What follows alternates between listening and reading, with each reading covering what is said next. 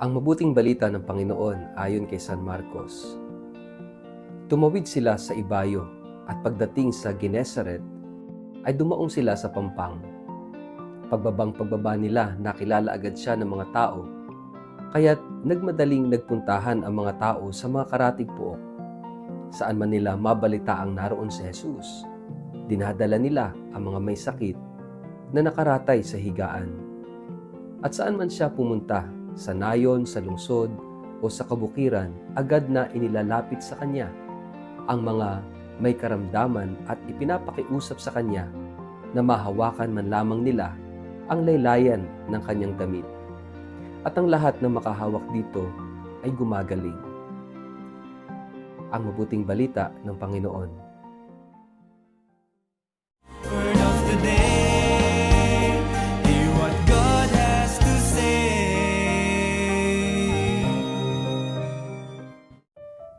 Mapagpalang araw po sa inyong lahat. Kumusta po kayo? Ang ating word of the day ay closeness. May mga sugat na hindi humihingi ng paliwanag. Humihingi lamang ng paglapit. May mga pagdurusang hindi naghahanap ng mahabang talumpati. Naghahanap lamang ng presensya. Sa ganitong katahimikan at pagnanais, nagbubukas ang ating ebanghelyo ngayong araw na ito. At isang salita yung tahimik ngunit malakas na sumasalo sa buong mensahe, closeness. Pagdating ni Jesus sa Genesaret, agad siyang nakilala. Hindi dahil sa mga titles, hindi dahil sa mga promises, kundi dahil sa pag-asa dala ng kanyang presensya. Dinala ng mga tao ang kanilang mga sakit sa mga higaan, sa mga lansangan, sa mga bawat lugar na kanilang mararating. Wala nang paligoy-ligoy, wala nang mga seremonya. Isang hiling lang ang umuusbong mula sa kanilang puso. Mahipo lamang ang laylayan ng kanyang damit. Ang ebanghelyo ay nagsabi ng simple ngunit napakalalim, at ang lahat ng humipo ay gumaling. Ang himala ay nagsimula hindi sa salita ni Jesus, kundi sa paglapit ng tao. Hindi sa utos, kundi sa pagtitiwala. Ang paglapit ay kilos ng pananampalataya. Ito ay pag-amin na kailangan ko ng tulong. Pag-amin na hindi ko kayang mag-isa. Pag-amin na may sugat akong hindi ko maitago. Sa isang mundo na nagtuturo ng pagiging independent, ang paglapit ay nagiging radikal sapagkat ito'y pagpiling umasa. Sa mas malalim na pagtingin sa ating ebanghelyo, ito'y sumasalamin sa karanasan ng napakaraming tao ngayon. Marami ang may dalang sakit, pisikal man yan, emosyonal o espiritual. May mga sugat ng pagkabigo, trauma, pagkakasala, pangungulila at takot. At madalas, hindi na natin alam kung paano lalapit. Nahiya tayo, natatakot tayong ma-judge. Iniisip nating hindi tayo karapat-dapat.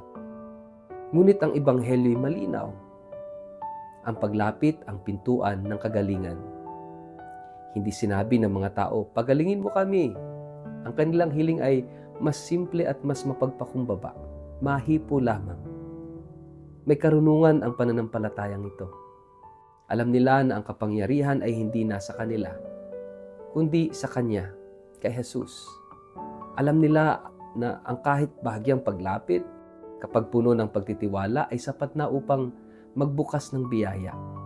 Ang paglapit ay hindi sukat ng distansya, ito'y sukat ng puso. May mahalagang detalye ang ebanghelyo. Kahit saan pumunta si Jesus, sa nayon, lungsod o sa bukirin, naroon ang mga may sakit. Ibig sabihin, ang pangangailangan ay nasa lahat ng dako. At kung nasaan ang pangangailangan, doon dapat naroon ang presensya ng Diyos.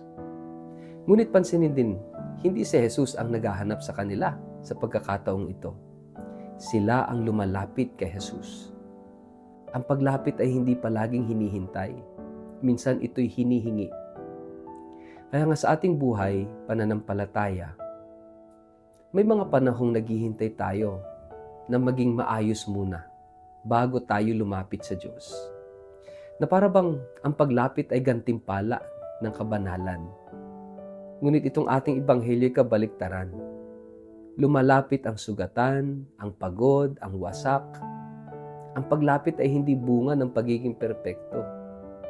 Ito ay simula ng paggaling. Ang Diyos ay hindi natitinag sa ating kahinaan. Mas lalo siyang nilalapitan nito. May isa pang tahimik na mensahe itong ebanghelyo. Yung closeness, yung paglapit ay may kinalaman sa komunidad. Ang mga may sakit ay dinala ng iba. May mga sugat na hindi kayang lumapit mag-isa. Kailangan ng kapwa. Dito makikita ang mukha ng simbahan.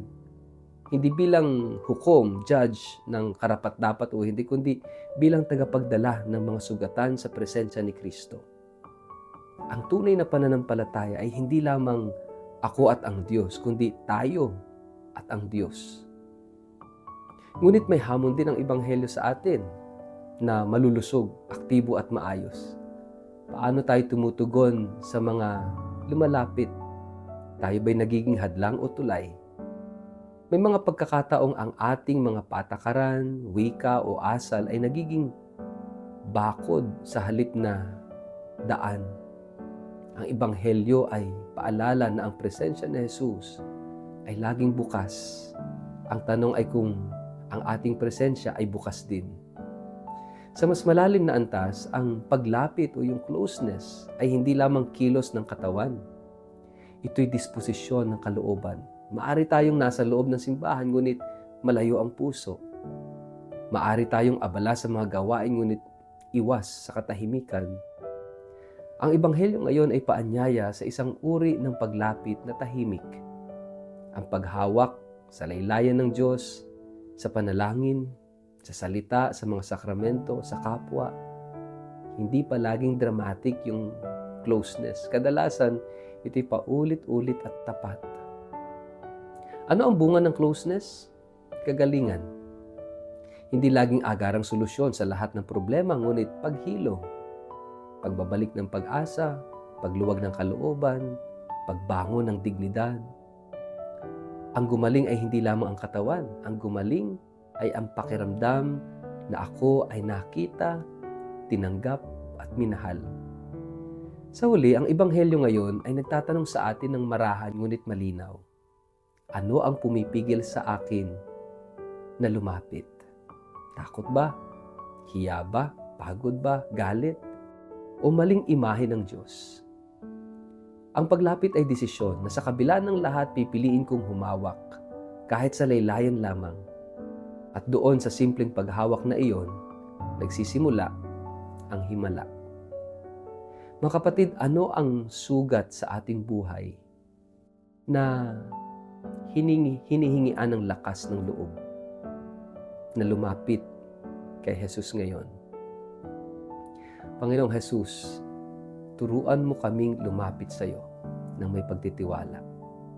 Sa aming mga sugat at pagod, bigyan mo kami ng tapang na humawak sa iyong presensya.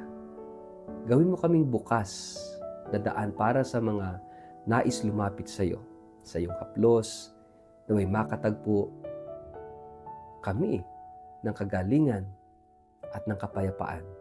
Amen. Pagpalain po kahit ingatan ng makapangyarihang Diyos, Ama, Anak at Espiritu Santo. Amen.